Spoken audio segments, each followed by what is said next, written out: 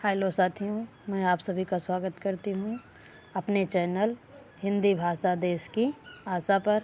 आज हम पढ़ने वाले हैं 9th क्लास सेकेंड सेमेस्टर के हिंदी इंग्लिश मीडियम के वर्कबुक के सारे क्वेश्चन आंसर देखेंगे। सेकेंड सेमेस्टर के थर्ड लेसन चैप्टर नंबर 3 का ग्राम देवता का। यहाँ पर हम पूरे लेसन को कवर करेंगे। व्याकरण हो, स्वमत हो, जो भी क्वेश्चन हैं सारे। पाठ के लेखक हैं डॉक्टर राम कुमार। इस पाठ के द्वारा क्या संदेश देना चाहते हैं, पहले ये थोड़ा सा देख लेते हैं, फिर स्टार्ट करते हैं आगे। प्रस्तुत कविता में डॉक्टर राम कुमार वर्मा कृषकों का महत्व बता रहे हैं। कृषक समाज की धुरी है। क्या है? धुरी मतलब एक जिस पर पूरा संसार टिका हुआ है। जैसे हमारी पृथ्वी ध्रुव पर टिकी हुई है, वैसे ही हमारे पूरा संसार, जो हमारे समाज के लोग हैं, वो किसानों पर ही, कृषकों पर ही टिके हुए हैं। अगर हमारे कृषक किसानी न करें, जैसे सब लोग आज खेती छोड़ करके बाहर अपने देश को छोड़ करके, अपने गांव को छोड़ करके दूसरी जगह अपनी रोजी रोटी के लिए जा रहे हैं, अगर कृषक भी ऐसे छोड़ के हट जाएं तो हमारे देश में खाने की चीज़ें आज भी महंगी हैं, आगे चलकर और भी महंगी हो जाएंगी। इसी महत्व को बताना चाहते हैं कि हमारे समाज में कृषक जो हैं वो क्या हैं, एक धुरी के रूप में हैं। वे त्यागी, परोपकारी, परिश्रमी हैं, साथ ही संतोषी भी हैं। उनका अपना जीवन बड़ा कठिन है, परंतु वे समाज के पोषक हैं। पोषक मतलब भरण पोषण करने वाले। आगे हम देखेंगे मुहावरा और अर्थ। मुहावरा है आरती उतारना। इसका अर्थ होता है आदर करना या स्वागत करना। आगे देखेंगे हम, यहाँ ये है ग्राम देवता में कविता है। एक एक पैराग्राफ का भावार्थ फटाफट देखेंगे, इसके बाद प्रश्न उत्तर पे चलेंगे। हे ग्राम देवता से नमस्कार तक है, उसका भावार्थ है हे ग्राम देवता अर्थात कृषक, तुम्हें मैं नमस्कार करता हूँ। तुमने सोने अथवा चांदी से प्यार नहीं किया, बल्कि अपने खेतों की मिट्टी से तुम्हें प्यार है। यह मिट्टी तुम्हें धन धान्य देती है। हे ग्राम देवता, तुम्हें मैं नमस्कार करता हूँ। दूसरा, ये तो था पहला। अब दूसरा देखेंगे। जन कोलाहल से स्टार्ट होता प्रकाश तक हम देखेंगे। इसका अर्थ है लोगों के शोरगुल से दूर कहीं एकांत में तुम्हारा छोटा सा घर है। उसमें सूरज और चंद्रमा के प्रकाश से अधिक तुम्हारे प्राणों का ही प्रकाश रहता है। तुम्हारी आवश्यकताएं बहुत कम हैं। सही बात। तीसरा पैराग्राफ देखेंगे।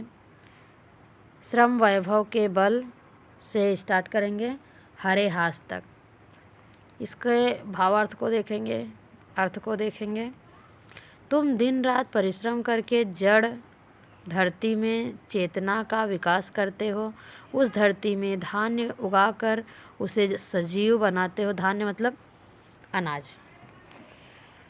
बनाते हो। तुम्हारे द्वारा बोए गए एक एक दाने में सैकड़ों दानों की उत्पत्ति होती है। मानो पूरे खेत में हरे दानों के रूप में हास्य बिखरा हो। हास्य मतलब खुशी।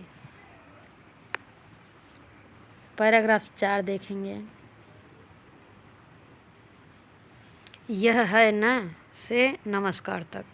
खेतों में परिश्रम करते हुए तुम्हारे शरीर से जो पसीने की धारा बहती है, यह उतनी ही पवित्र है जितनी कि गंगा नदी की धारा।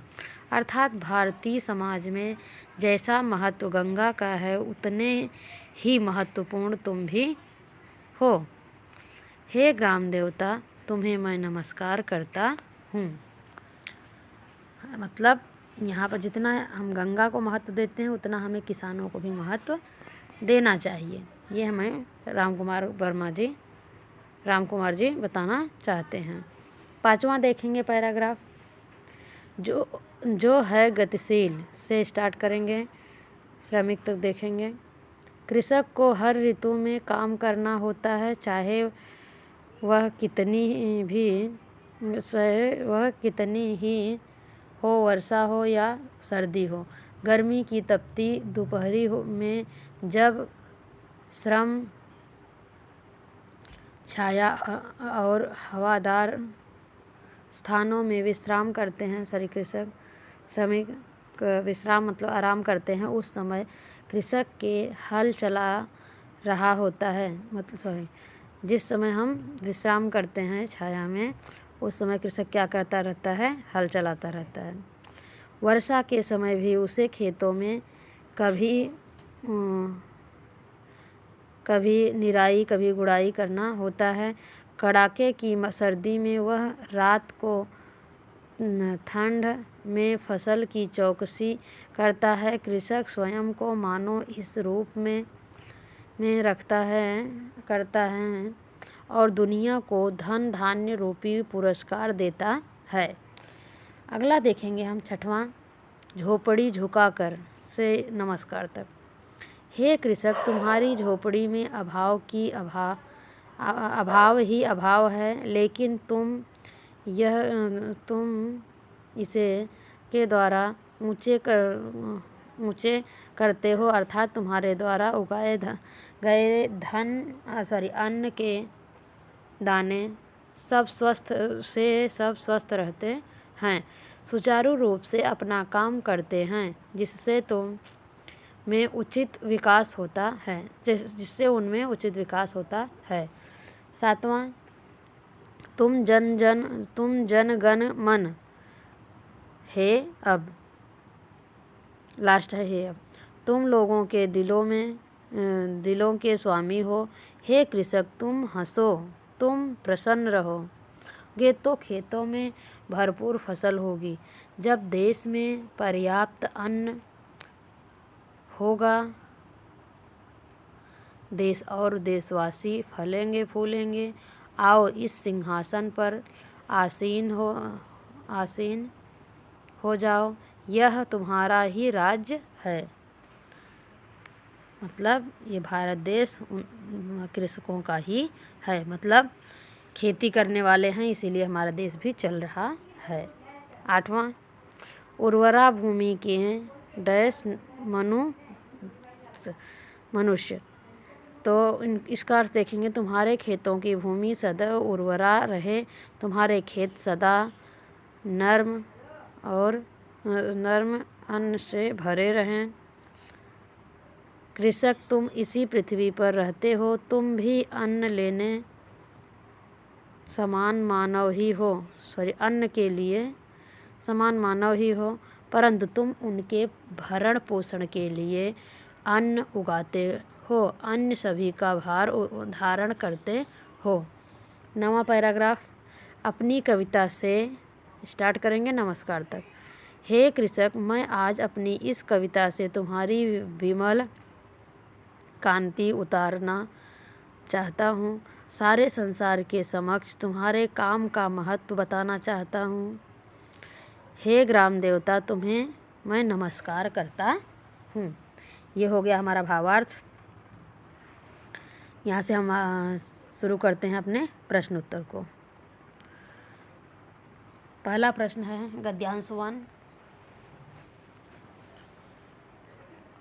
निम्नलिखित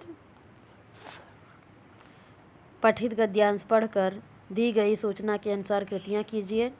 गद्यांश नंबर 1, यहाँ कविता दी गई है। हे ग्राम देवता नमस्कार, सोने चांदी से नहीं किंतु तुमने मिट्टी से किया प्यार। हे ग्राम देवता नमस्कार, जन कोलाहल से दूर कहीं एकाकी सिमटा सा निवास, रवि शशि का उतना ही कि जितना प्राणों का होता एक प्रकाश। श्रम वैभव के बल पर करते हो जड़ में चेतन का विकास, दानों दानों से फूट रहे 100 दानों के हरे हास।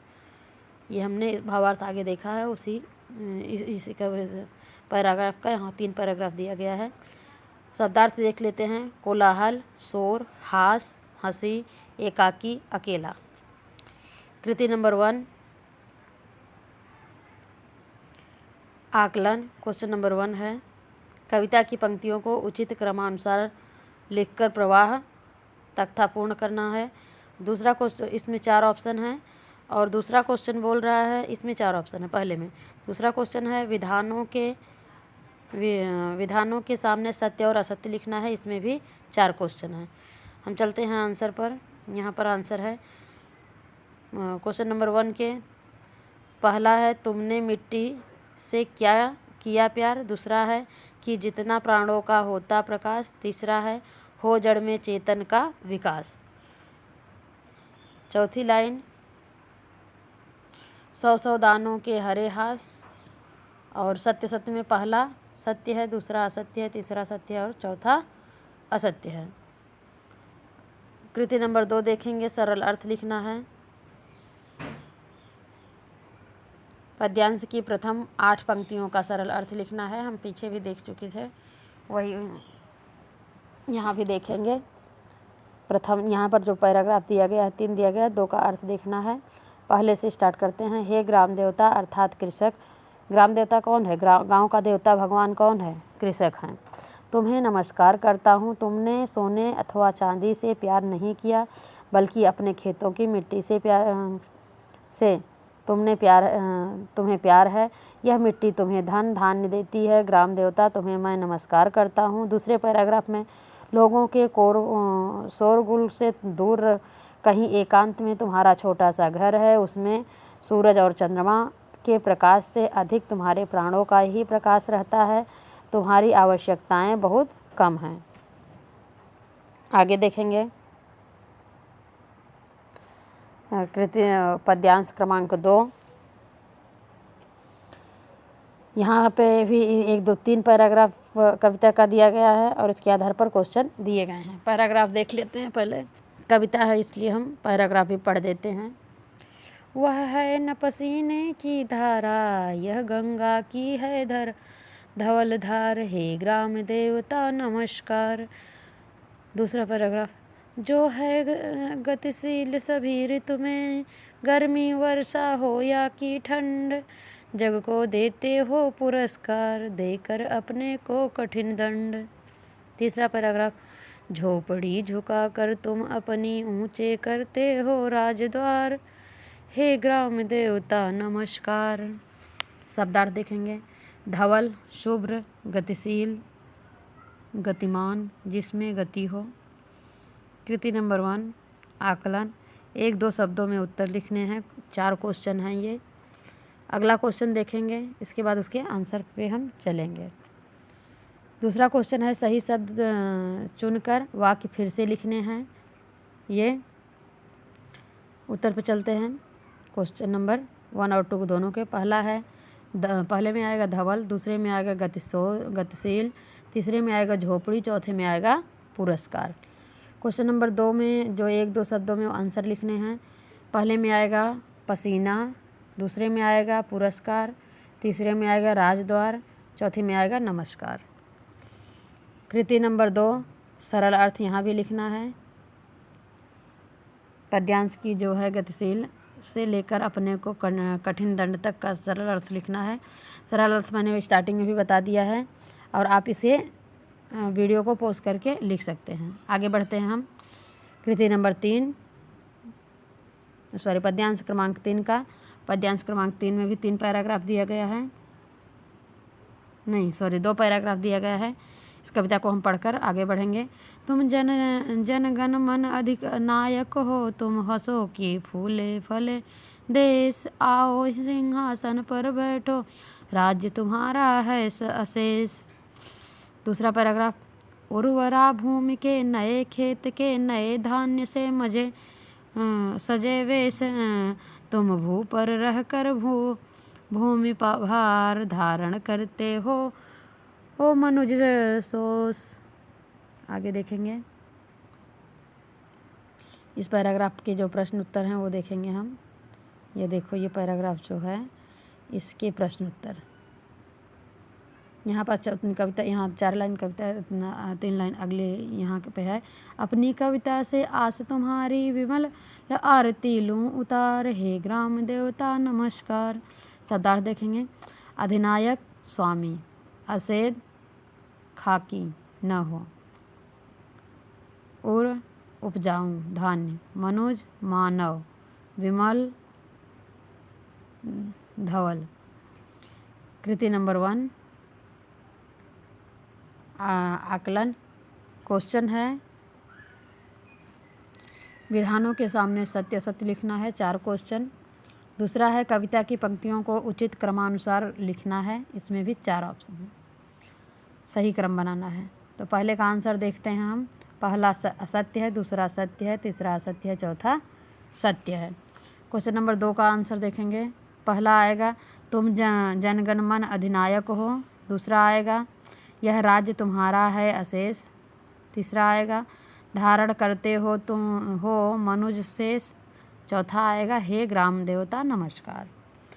कृति नंबर 2, यहाँ भी सरल अर्थ लिखना है, मैंने अर्थ पीछे बता दिया है, इसलिए आपको मैं ये वीडियो मैं आगे चल रही हूँ, इसे आप पॉज करके लिख सकते हो यहाँ से, या पहले जो बताया है वहाँ से भी लिख सकते हो। आगे चलते हैं। यहाँ पर है कल्पना पल्लव, सूचना के अनुसार कृतियाँ करना है। पेज नंबर क्रमांक 34 पे है, यहाँ सूचना दी गई है। आगे हम प्रश्न पे डायरेक्ट चलते हैं। सबकी प्यारी सबसे न्यारी मेरे देश की धरती, इस विषय पर अपने विचार लिखने हैं। स्वमत है, इसे मैं बता देती हूँ आपको। उत्तर देखो, हमारा देश एक महान देश है, विश्व के सभी देशों में इसकी सभ्यता और संस्कृति प्राचीन काल से ही गौरवमयी रही है। इस देश की धरती ने अपने ऋषियों मुनियों महापुरुषों को उन्नत दिया है। वर्धमान, महावीर, गौतम बुद्ध आदि शंकराचार्य जैसे कई ऋषि मुनि हुए हैं। इसी धरती पर स्थित बद्रीनाथ के द्वारका, हरिद्वार, मथुरा, रामेश्वरम और पुष्कर जैसे तीर्थों की यात्रा पर प्रतिवर्ष हमारे देश के धर्मों के लाखों लोग जाते हैं। इस धरती ने भगत सिंह, चंद्रशेखर आज़ाद, राजगुरु, सुखदेव, अशफाकुल्लाह जैसे देश प्रेमियों को जन्म दिया है, अपनी गोद में खिलाया है। सम्राट अशोक तथा महात्मा गांधी जैसे देशभक्त के पोषक इसी धरती पर हुए हैं। जन्मे स्वतंत्रता के पश्चात भारत ने अपने देश के सिद्धांत को अपनाया।